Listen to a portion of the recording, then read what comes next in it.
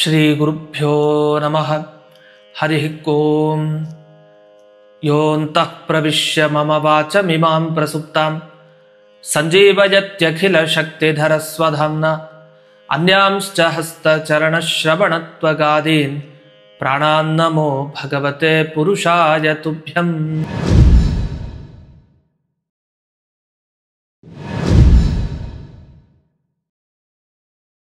ಆಧ್ಯಾತ್ಮ ಚಿಂತನದ ಎಲ್ಲ ವೀಕ್ಷಕರಿಗೆ ಸ್ವಾಗತ.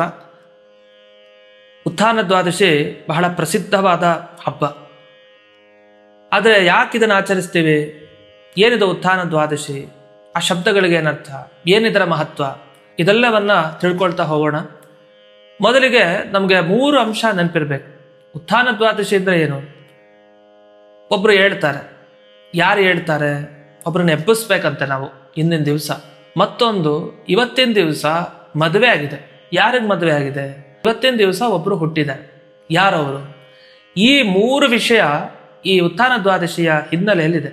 ಹಾಗಾದ್ರೆ ಯಾರಿಗೆ ಮದುವೆ ಆಗಿದೆ ಉತ್ಥಾನ ದ್ವಾದಶಿ ಅಂದ್ರೆ, ಈ ಉತ್ಥಾನ ದ್ವಾದಶಿ ದಿವಸ ಲಕ್ಷ್ಮೀ ದೇವಿಗೂ ಮತ್ತೆ ಪರಮಾತ್ಮನಿಗೂ ಮದುವೆ ಆಗತ್ತೆ. ಇದೇನಿದೆ ಹೊಸ ವಿಷಯ? ಲಕ್ಷ್ಮೀ ಪರಮಾತ್ಮನಿಗೆ ಯಾವತ್ತೋ ಮದುವೆ ಆಗಿದೆ, ಅದೇನು ಇವತ್ತೇ ಉತ್ಥಾನ ದ್ವಾದಶಿ ದಿವಸ ಮದುವೆ ಆಗ್ಬೇಕು ಅಂತಿದೆ ಅಂದ್ರೆ, ಅದಕ್ಕೆ ಶಾಸ್ತ್ರದಲ್ಲಿ ಹೇಳ್ತಾರೆ, ಅದು ಲಕ್ಷ್ಮೀ ದೇವಿ ಎಲ್ಲಾ ಕಡೆ ಇರ್ತಾಳೆ ನಿಜ. ಆದ್ರೆ ದಿವಸ ನಾವು ಬಾಗಿಲು ತೆಗೆದ ಕೂಡಲೇ ಒಂದು ಲಕ್ಷ್ಮಿ ಕಾಣ್ತಾ ಇರ್ತಾಳೆ. ಅದು ಯಾವ ಲಕ್ಷ್ಮಿ ಅಂದ್ರೆ, ನಮ್ಮ ಮುಂದೆ ತುಳಸಿ ಇಟ್ಟಿರ್ತೀವಲ್ಲ ಮನೆ ಹೊರಗಡೆ, ಆ ತುಳಸಿನೇ ಲಕ್ಷ್ಮಿ. ತುಳಸಿ ಲಕ್ಷ್ಮಿನ ಅಂದ್ರೆ ನಿಜವಾಗಿ ಹೇಳ್ಬೇಕು ಅಂದ್ರೆ, ತುಳಸಿ ಅಂದ್ರೆ ಜಾಂಬವತಿ ದೇವಿ. ಆ ಜಾಂಬವತಿಯ ಒಳಗಡೆ ಲಕ್ಷ್ಮಿಯ ಸನ್ನಿಧಾನ. ಆದ್ರಿಂದ ತುಳಸಿಯ ಒಳಗಡೆ ಇರೋ ಲಕ್ಷ್ಮಿಗೂ ಮತ್ತೆ ದಾಮೋದರನಿಗೂ ಇಂದಿನ ದಿವಸ ವಿವಾಹ ಆಗುತ್ತೆ. ಅದನ್ನೇ ಉತ್ಥಾನ ದ್ವಾದಶಿ ಅಥವಾ ತುಳಸಿ ವಿವಾಹ ಅಂತ ಕರೆಯೋದು. ಸರಿ, ಇವತ್ತು ಯಾರು ಹುಟ್ಟಿದ್ದು ಅಂದ್ರೆ, ನೋಡಿ, ಮದುವೆ ಆಗ್ಬೇಕು ಅಂದ್ರೆ ಮೊದಲು ಹುಟ್ಟಿರ್ಬೇಕು ತಾನೆ. ಇವತ್ತಿನ ದಿವಸ ಯಾರು ಹುಟ್ಟಿದ್ದು? ತುಳಸಿ ದೇವಿ ಹುಟ್ಟುತ್ತಾಳೆ. ಅದರಿಂದಲೇ ಉತ್ಥಾನ ದ್ವಾದಶಿ ತುಂಬಾ ಪವಿತ್ರ ದಿವಸ. ಹುಟ್ಟಿರೋದ್ರಿಂದಲೇ ಅಲ್ಲಿರುವಂತಹ ಲಕ್ಷ್ಮಿಗೂ ದಾಮೋದರನಿಗೂ ವಿವಾಹ ಆಯ್ತು. ಹುಟ್ಟಿದ್ಲು ತಕ್ಷಣ ಮದುವೆ. ಹೀಗೆ ಯಾರಿಗೂ ಆಗಲ್ಲ, ಹುಟ್ಟಿದ ಕೂಡಲೇ ಮದುವೆ ಅಂತ. ಅದು ಹಾಗಿತ್ತು ಅಂದ್ರೆ ಈ ತುಳಸಿಗೂ ದಾಮೋದರನಿಗೆ ಮಾತ್ರ. ಸರಿ, ತುಳಸಿ ಹುಟ್ಟಿದ್ದು ಎಲ್ಲಿ ಹುಟ್ಟಿದ್ದು ಅಂತ ಮುಂದಿನ ಪ್ರಶ್ನೆ ನಮಗ್ ಬರುತ್ತೆ. ತುಳಸಿ ಹುಟ್ಟಿದ್ದು ಅಂತಂದ್ರೆ, ಅಮೃತ ಸಮುದ್ರ ಮಥನ ಏನಾಯ್ತು ಅಂದ್ರೆ, ಅಮೃತ ಬೇಕು ಅಂತ ಈ ಕಡೆ ದೇವತೆಗಳು ಈ ಕಡೆ ದೈತ್ಯರು ಇಬ್ರು ಸೇರಿ ತುಂಬಾ ಜಗಳ ಆಡಿ ಆಡಿ ಕೊನೆಗೆ ಏನು ಅಮೃತ ಬಂತಲ್ಲ, ಆ ಅಮೃತವನ್ನೇ ತಗೊಂಡು ಎಲ್ಲ ದೇವತೆಗಳು ಕದ್ಕೊಂಡು ಹೊರಟೋಗ್ತಾರೆ. ದೈತ್ಯರಿಗೆ ಕೊಡೋದಿಲ್ಲ. ಅಲ್ಲಿ ತುಳಸಿ ಹುಟ್ಟಿದ್ಲಂತೆ. ಹೇಗೆ ಹುಟ್ಟಿದ್ಲು? ಅಲ್ಲಿ ಯಾರಿಂದ ಹುಟ್ಟಿದ್ಲು ಅನ್ನುವ ಪ್ರಶ್ನೆಗಳು ಬರೋದು ಸಹಜ. ಅದಕ್ಕೇನು ಉತ್ತರ ಅಂದ್ರೆ, ಇವರೆಲ್ಲ ದೈತ್ಯರು ಮತ್ತೆ ದೇವತೆಗಳು ಇಬ್ರು ಸೇರ್ಕೊಂಡು ಸಮುದ್ರ ಮಥನ ಮಾಡಿದ್ರು. ಉದ್ದೇಶ ಒಂದೇ ಇತ್ತು ಇವ್ರಿಗೆ. ಆ ಉದ್ದೇಶ ಇಷ್ಟೇ, ನಮಗೆ ಅಮೃತ ಸಿಗ್ಬೇಕಷ್ಟೆ. ಆ ಅಮೃತವನ್ನು ಯಾರು ಹೊತ್ಕೊಂಡ್ ಬಂದ್ರು? ಆ ಸಂದರ್ಭದಲ್ಲಿ ಧನ್ವಂತರಿ ರೂಪಿ ಪರಮಾತ್ಮ ಹೊತ್ಕೊಂಡ್ ಬಂದ. ಅದೇನ್ ಅನ್ನಿಸ್ತೋ ಏನೋ, ಇಂಥ ಅಮೃತಕ್ಕೋಸ್ಕರ ಇವರಿಬ್ರು ಜಗಳ ಆಡಿದ್ರಲ್ಲ, ಇವರಿಬ್ರು ಇಷ್ಟು ಹೋರಾಟ ಮಾಡಿದ್ರಲ್ಲ ಅಂತ ಬಹುಶಃ ಅವರಿಬ್ರು ನೋಡಿ ಕನಿಕರ ಬಂದು ಆನಂದ ಬಾಷ್ಪವನ್ನ ಸುರಿಸ್ಬಿಡ್ತಾನೆ ಧನ್ವಂತರಿ ಪರಮಾತ್ಮ. ಅವನ ಕಣ್ಣಿನಿಂದ ಏನು ಹನಿ ಬಿತ್ತಲ್ಲ, ಆ ಹನಿ ಬಿದ್ದದ್ದು ಈ ಅಮೃತದ ಒಂದು ಏನು ತಮಗೆ ಇತ್ತು, ಅದ್ರ ಮೇಲೆ ಹೀಗೆ ಬಿದ್ದು ಹಾಗೇ ಕೆಳಗೆ ಬಂದು ಭೂಮಿ ಮೇಲೆ ಬೀಳತ್ತೆ. ಅದು ಬಿದ್ದು ಕೂಡಲೇ ನೋಡಿ ಅಲ್ಲಿ ತುಳಸಿಯ ಆವಿರ್ಭಾವ ಆಯ್ತು. ಹಾಗಾದ್ರೆ ಎಷ್ಟು ದೊಡ್ಡ ವಿಷಯ ಅಂದ್ರೆ, ನಾವು ದಿವಸ ಬಾಗಿಲನ್ನು ತೆಗೆದು ತುಳಸಿ ದರ್ಶನ ಮೊದಲು ಮಾಡ್ಬೇಕು. ಯಾಕೆ? ಅಮೃತವನ್ನ ನೋಡಿದಷ್ಟು ಸಮಾನ ಅದು ತುಳಸಿಯನ್ನು ನೋಡಿದ್ರೆ, ಅಷ್ಟು ಪವಿತ್ರ.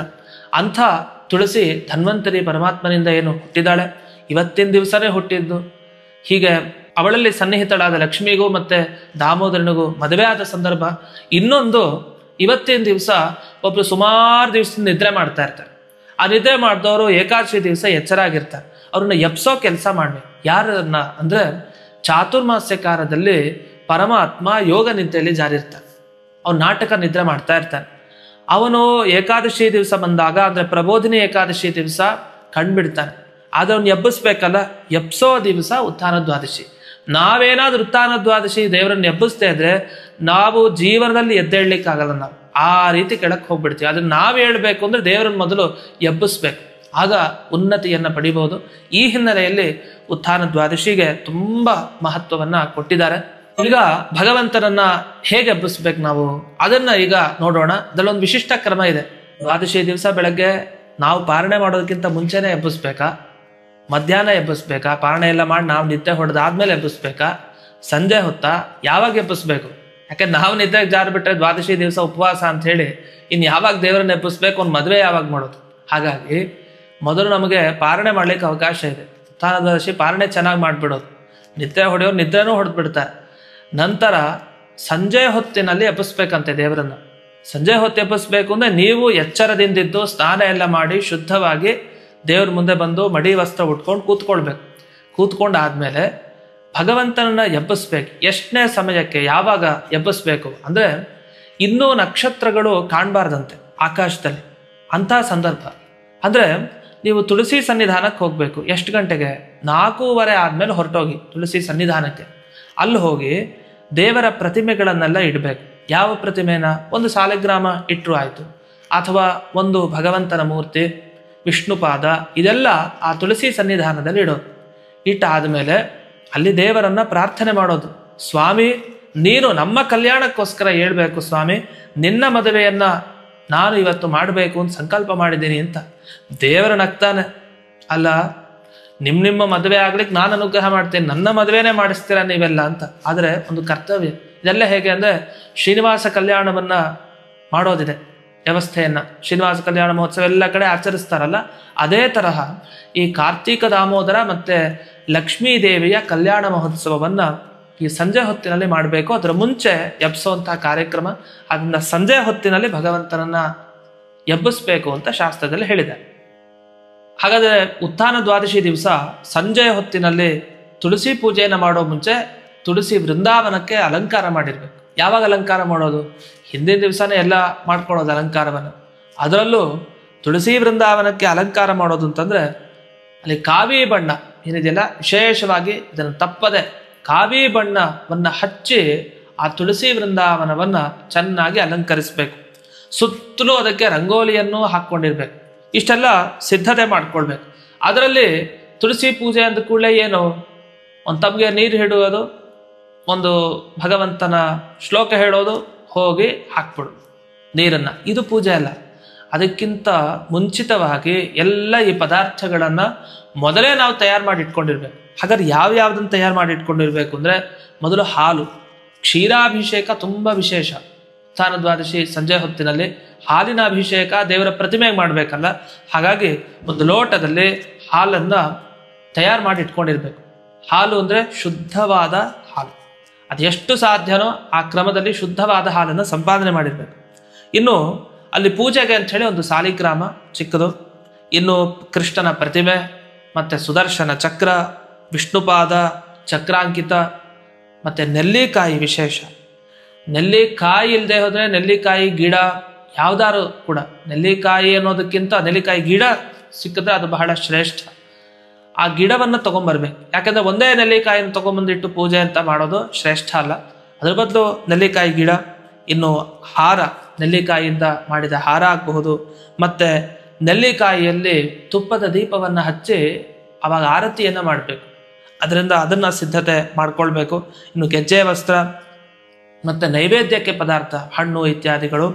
ಇನ್ನು ಗೋಮಯದಿಂದ ಅಲ್ಲಿ ಸಾರಿಸಬೇಕಾಗಿರೋದ್ರಿಂದ ಆ ಗೋಮಯವನ್ನು ಸಂಪಾದನೆ ಮಾಡಿಕೊಂಡು ಅದರಿಂದ ಶುದ್ಧಿಯನ್ನ ಆ ನೆಲದಲ್ಲಿ ನಾವು ಸಂಪಾದನೆ ಮಾಡ್ಕೋಬೇಕು. ಹೀಗೆ ಇಷ್ಟೆಲ್ಲ ವಸ್ತುಗಳನ್ನ ಸಿದ್ಧಪಡಿಸ್ಕೊಂಡ್ಮೇಲೆ ನಾವು ಆ ಉತ್ಥಾನ ದ್ವಾದಶಿ ದಿವಸ ಸಂಜೆ ಹೊತ್ತಿನಲ್ಲಿ ವಿಶೇಷವಾಗಿ ಪೂಜೆಯನ್ನು ಮಾಡ್ಲಿಕ್ಕೆ ಸಾಧ್ಯ. ಇದನ್ನೆಲ್ಲ ಹಾಗಾದ್ರೆ ಯಾವಾಗ ಮಾಡ್ಕೋಬೇಕು? ಹಿಂದಿನ ದಿವಸ ಮಾಡ್ಕೊಳ್ಳೋದು ಅತ್ಯಂತ ಉಚಿತ. ಎಲ್ಲ ರೆಡಿ ಇದ್ರೆ ಮಾರನೇ ದಿವಸ ಪೂಜೆಯನ್ನು ಮಾಡಲಿಕ್ಕೆ ಆರಾಮಾಗಿ ಒಂದು ಅವಕಾಶ ಒದಗುತ್ತೆ ಅಂತ. ಈ ರೀತಿಯಲ್ಲಿ ನಾವು ಉತ್ಥಾನ ದ್ವಾದಶಿ ದಿವಸ ಸಂಜೆ ತುಳಸಿ ಸನ್ನಿಧಾನದಲ್ಲಿ ಕೂತಿದ್ದೀವಿ.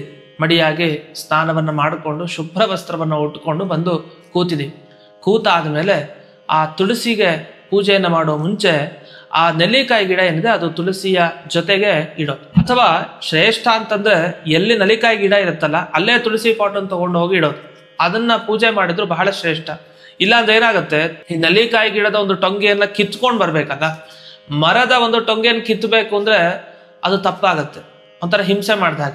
ಹಾಗಾಗಿ ತುಳಸಿ ಇದನ್ನೇ ತಗೊಂಡು ಹೋಗಿ ನೆಲ್ಲಿಕಾಯಿ ಗಿಡದ ಹತ್ರ ಇಟ್ಟು ಅಲ್ಲಿ ಪ್ರತಿಮೆಗಳನ್ನ ಅಲ್ಲೇ ಎದುರುಗಡೆ ಇಟ್ಟು ಪೂಜೆಯನ್ನು ಮಾಡೋದು ಬಹಳ ಶ್ರೇಷ್ಠ. ಅದರಲ್ಲಿ ಒಂದು ಮಾತು ಬಂತು, ನೆಲ್ಲಿಕಾಯಿ ಹಾರವನ್ನು ಸಮರ್ಪಣೆ ಮಾಡಬೇಕು. ನೆಲ್ಲಿ ಕಡ್ಡಿಯಿಂದನೇ ಮಣಿಗಳು ಅಂತ ಕೆಲವರು ಮಾಡ್ಕೊಳ್ತಾರೆ, ಆ ಮಣಿಗಳನ್ನು ಅರ್ಪಣೆ ಮಾಡ್ತಾರೆ. ಇನ್ನು ನೆಲ್ಲಿಕಾಯಿಯ ತುಪ್ಪದ ದೀಪ, ಇದು ಬಹಳ ವಿಶೇಷ. ಇದನ್ನು ಕೂಡ ಎಷ್ಟೆಷ್ಟು ಸಂಖ್ಯೆಯಲ್ಲಿ ಮಾಡಬೇಕು ಅದಕ್ಕೊಂದು ನಿಯಮ ಇದೆ. ಕೆಲವರು 5 ನೆಲ್ಲಿಕಾಯಿನಿಟ್ಟು ಮಾಡ್ತಾರೆ, 7 ಮತ್ತೆ 9, ಹೀಗೆ ಇಷ್ಟು ಸಂಖ್ಯೆಗಳಲ್ಲಿ ಆ ನೆಲ್ಲಿಕಾಯಿಯಲ್ಲಿ ತುಪ್ಪದ ದೀಪವನ್ನ ಆ ತುಳಸಿಗೆ ತೋರಿಸ್ಬೇಕು. ಇದು ಬಹಳ ವಿಶೇಷ. ಇನ್ನು ಅಷ್ಟೇ ಅಲ್ಲ, ಕೆಲವರು ದೀಪಸ್ತಂಭದಲ್ಲೇ ಇಟ್ಬಿಡ್ತಾರೆ. ಅಂದ್ರೆ ನಾವೇನು ಪ್ರತಿನಿತ್ಯ ದೀಪವನ್ನು ಹಚ್ತೀವಿ ಬೆಳ್ಳಿಯ ಕಂಬದಲ್ಲೆಲ್ಲ, ಅಲ್ಲೇ ಒಂದು ನೆಲ್ಲಿಕಾಯಿನಿಟ್ಟು ಅಲ್ಲಿ ಬತ್ತಿಯನ್ನು ಹಾಕಿ ಅಲ್ಲೇ ಆರತಿಯನ್ನ ಮಾಡೋದು ಕೂಡ ಇದೆ. ಈ ಥರನೂ ಮಾಡಬಹುದು. ಹೀಗೆ ತುಳಸಿಯ ಸನ್ನಿಧಾನದಲ್ಲಿ ದೇವರ ಪೂಜೆಯನ್ನ ಹೇಗೆ ಮಾಡಬೇಕು ಅಂತ ತಿಳ್ಕೊಂಡ್ವಿ. ಮುಖ್ಯ ಉದ್ದೇಶ ಏನು? ತುಳಸಿ ದಾಮೋದರರ ವಿವಾಹ ಆಗೋದು ಮುಖ್ಯ ಉದ್ದೇಶ. ಅಂದ್ರೆ ಲಕ್ಷ್ಮೀದೇವಿಗೂ ಪರಮಾತ್ಮನಿಗೂ ಮದುವೆ ಮಾಡಿಸೋದು. ಮದುವೆ ಅಂತಂದ್ಮೇಲೆ ಮಾಂಗಲ್ಯ ಸೂತ್ರ, ಅಂತಃಪಟ ಇದೆಲ್ಲ ಬೇಕೇ ಬೇಕು. ಇದನ್ನೆಲ್ಲ ಆಚರಿಸ್ಬೇಕು ನಾವು. ಹಾಗಾದ್ರೆ ಮಾಂಗಲ್ಯ ಸೂತ್ರ ನಮ್ಮ ಕೈಲಿ ಸಿದ್ಧ ಆಗಿರ್ಬೇಕು. ಅದನ್ನ ದೇವರಿಗೆ ಮುಟ್ಟಿಸಿ ದೇವರ ಕೈಯಿಂದ ಆ ತುಳಸಿಗೆ ಅರ್ಪಣೆ ಅಂತ ಹೇಳಿ ತುಳಸಿಗೆ ನೀವೇ ಆ ಮಾಂಗಲ್ಯ ಸೂತ್ರವನ್ನ ಕಟ್ಟಬೇಕು. ಮಾಂಗಲ್ಯ ಸೂತ್ರ ಅದು ಅರ್ಶಿಣದ ಬೇರಿನದ್ದು ಕೂಡ ಸಿಗುತ್ತೆ, ಅದನ್ನ ಸಮರ್ಪಣೆ ಮಾಡಬಹುದು. ಈ ರೀತಿಯಲ್ಲಿ ಈ ತುಳಸಿ ವಿವಾಹ ಪ್ರಕ್ರಿಯೆಯಲ್ಲಿ ನಾವು ತುಳಸಿ ಇವತ್ತು ಹುಟ್ಟಿದ್ಲು, ಆ ತುಳಸಿಯ ಒಳಗಡೆ ಇರೋ ಲಕ್ಷ್ಮಿಗೂ ಮತ್ತೆ ಪರಮಾತ್ಮನಿಗೂ ವಿವಾಹ, ದೇವರನ್ನ ಎಬ್ಬಿಸಿದೀವಿ. ಇನ್ನು ಮುಂದೆ ನಮ್ಮ ಮನೆಗಳಲ್ಲಿ ಮಂಗಳ ಪ್ರಾರಂಭ, ಎಲ್ಲ ಭಗವಂತನ ದೃಷ್ಟಿ ನಮ್ಮ ಮೇಲೆ ಬಂದಿದೆ ಅಂತ ಭಾವಿಸ್ಬೇಕು. ಹೀಗೆ ಪ್ರತಿಯೊಬ್ಬರ ಮನೆಯಲ್ಲೂ ಕೂಡ ತಪ್ಪದೆ ಈ ಉತ್ಥಾನ ದ್ವಾದಶಿ ದಿವಸ ಸಂಜೆ ಹೊತ್ತು ಏನು ಈ ತುಳಸಿ ದಾಮೋದರ ವಿವಾಹ ಏನಿದೆ ಇದನ್ನ ವಿಜೃಂಭಣೆಯಿಂದ ಮಾಡಿ. ಯಾರು ವಿಜೃಂಭಣೆಯನ್ನು ಮಾಡ್ತಾರೋ ಖಂಡಿತ ಅವರ ಮನೆಯಲ್ಲಿ ಯಾರ್ಯಾರಿಗೆ ವಿವಾಹ ಆಗಿಲ್ವೋ ಅವ್ರಿಗೆಲ್ಲ ವಿವಾಹ ಸೌಭಾಗ್ಯ ಪ್ರಾಪ್ತಿ ಖಂಡಿತ ಇದೆ. ಅನೇಕ ಫಲಗಳಿದೆ ಇದಕ್ಕೆ. ಅದರಲ್ಲೂ ಕಾರ್ತೀಕ ಮಾಸದಲ್ಲಿ ಮಾಡೋ ಪ್ರತಿಯೊಂದಕ್ಕೂ ವಿಶೇಷ. ಅದರಲ್ಲಿ ಕಾರ್ತೀಕ ದಾಮೋದರನಿಗೆ ಮದುವೆ ಮಾಡಿಸಿದಿರಿ ಅಂದ್ರೆ ಇನ್ನು ಎಷ್ಟು ಮಂಗಳ. ಜಗಜ್ಜೀವನ ಹೇತು, ಇಡೀ ಜಗತ್ತಿಗೆ ಒಳ್ಳೆಯ ಮಾಂಗಲ್ಯವನ್ನ ಪರಮಾತ್ಮ ಆ ಮಂಗಳ ಸೂತ್ರ ಕಟ್ಟಿಸಿದೆ ಅಂತ ಆದಮೇಲೆ ನಾನು ನಿನಗೆ ಮಂಗಳವನ್ನು ಉಂಟು ಮಾಡ್ತೀನಿ ಅಂತ ದೇವರು ಪೂರ್ಣ ಅನುಗ್ರಹವನ್ನ ಆ ಕುಟುಂಬಕ್ಕೆ ಮಾಡ್ತಾನೆ. ಹಾಗಾಗಿ ಎಲ್ಲರೂ ಕೂಡ ವಿಶೇಷವಾಗಿ ಈ ಉತ್ಥಾನ ದ್ವಾದಶಿ ದಿವಸ ಈ ಕಾರ್ಯಕ್ರಮವನ್ನು ಆಚರಿಸಿ ಆ ಭಗವಂತನ ಅಂದ್ರೆ ಕಾರ್ತೀಕ ದಾಮೋದರನ ಪರಿಪೂರ್ಣ ಅನುಗ್ರಹಕ್ಕೆ ಪಾತ್ರರಾಗಿ ಅಂತ ತಿಳಿಸ್ತಾ ಈ ಸಂಚಿಕೆಯನ್ನು ವೀಕ್ಷಿಸಿದ ಎಲ್ಲ ಆಧ್ಯಾತ್ಮ ಚಿಂತನದ ವೀಕ್ಷಕರಿಗೆ ಆ ಲಕ್ಷ್ಮೀ ದಾಮೋದರನ ವಿಶೇಷ ಅನುಗ್ರಹ ಆಗಲಿ ಅಂತ ಸಂದರ್ಭದಲ್ಲಿ ಪ್ರಾರ್ಥಿಸಿ ಅಸ್ಮತ್ ಗುರುವಂತರ್ಗತ ವ್ಯಾಸತೀರ್ಥ ಗುರುವಂತರ್ಗತ ಭಾರತೀ ರಮಣ ಮುಖ್ಯ ಪ್ರಾಣಾಂತರ್ಗತ ಶ್ರೀಮನ್ಮೂಲ ಗೋಪಾಲಕೃಷ್ಣನಿಗೆ ಅರ್ಪಣೆಯನ್ನು ಮಾಡ್ತೇನೆ. ಶ್ರೀ ಕೃಷ್ಣಾರ್ಪಣಮಸ್ತು.